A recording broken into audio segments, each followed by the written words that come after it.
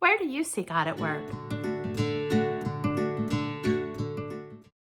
Hi friends, I'm Wendy Custer. Welcome to my channel where I share encouragement for your hearts and tips for encouraging others. Friends, we are on a journey of growth in 2026, and I have challenged you to join me as we learn the practice of cultivating faithfulness using this journal. It's a different way of goal setting and measuring growth that works with us as we go and grow throughout the year. If you're just now joining us, it's not too late. The beauty of this practice is that you can jump in anywhere at any time, and you're never behind. You can check out the first few videos by starting here, and I'll put them all in a playlist together as well. Today, we're going to look at the first prompt in the journal. Where did you see God at work last week? If you've ordered this journal, you can start right away on the first week.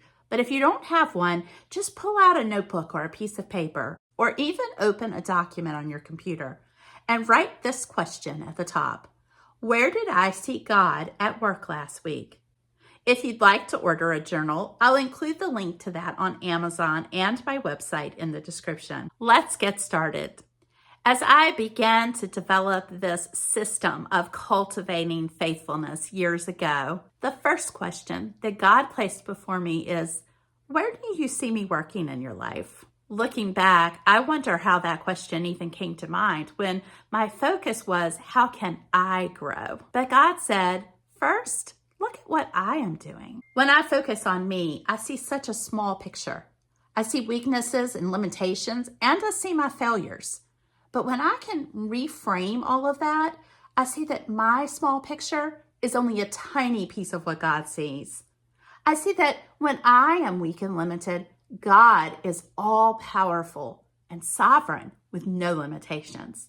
And I see how he can use my failures to create something bigger and better than I could ever imagine. So when I take my focus off of me and I put it on him, I grow. I have hope. I have inspiration. I have vision. 1 Corinthians 4:18 says, so we fix our eyes not on what is seen, but on what is unseen. Since what is seen is temporary, but what is unseen is eternal. It's a great place to start, friends.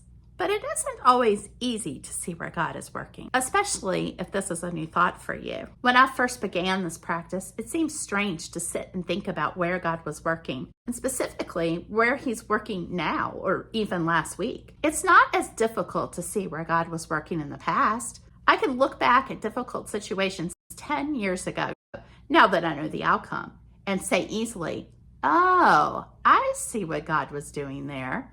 But it's a very different thing to train myself to look for God working in the midst of my situations, my relationships, my everyday life right now. But friends, this is exactly what we're doing. We're training ourselves. As I was preparing for this video, I thought of 5 ways that looking for God in the midst of our everyday life can help us to grow. Looking for God gives me peace, strengthens my faith, gives me clarity and purpose, cultivates joy and gratitude, and strengthens our perseverance and endurance. One of my favorite verses from my children's living Bible illustrates this concept beautifully. Listen in as I read from James 1. Dear brothers, is your life full of difficulties and temptations? Then be happy.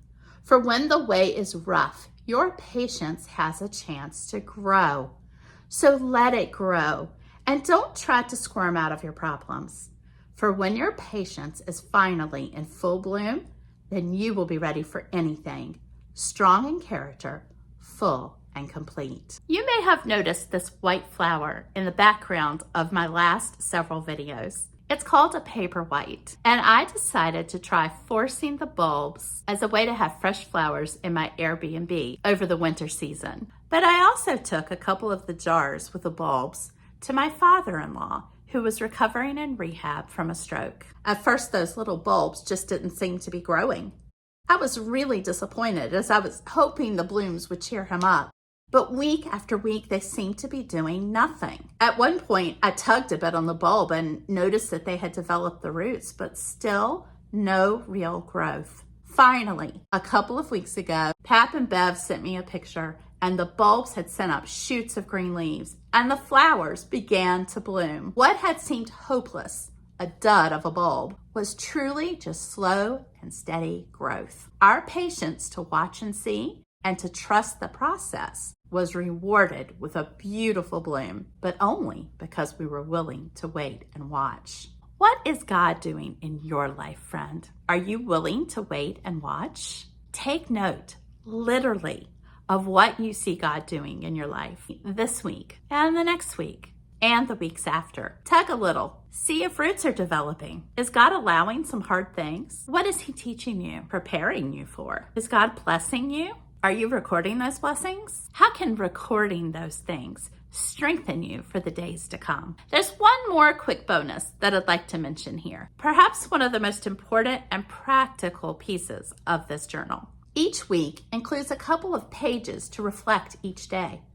It's called Daily Review Notes, and I use it to write a quick recap of the day.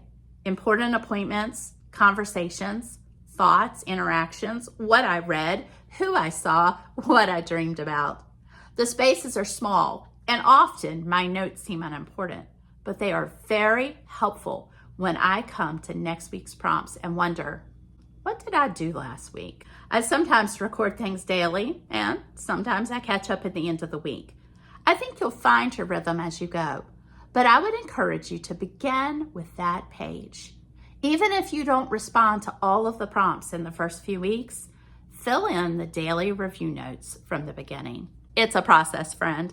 Don't feel overwhelmed or even rigid. Train yourself to spend a little time. The outcome will be amazing, but the process is where you will really see the growth. Cultivate faithfulness. Dig in, till the soil, allow the roots to grow. The bloom will come, friends, and it will be beautiful. In the next video, we'll take a look at what did God teach you in His Word last week. Until then, friends, encourage one another daily.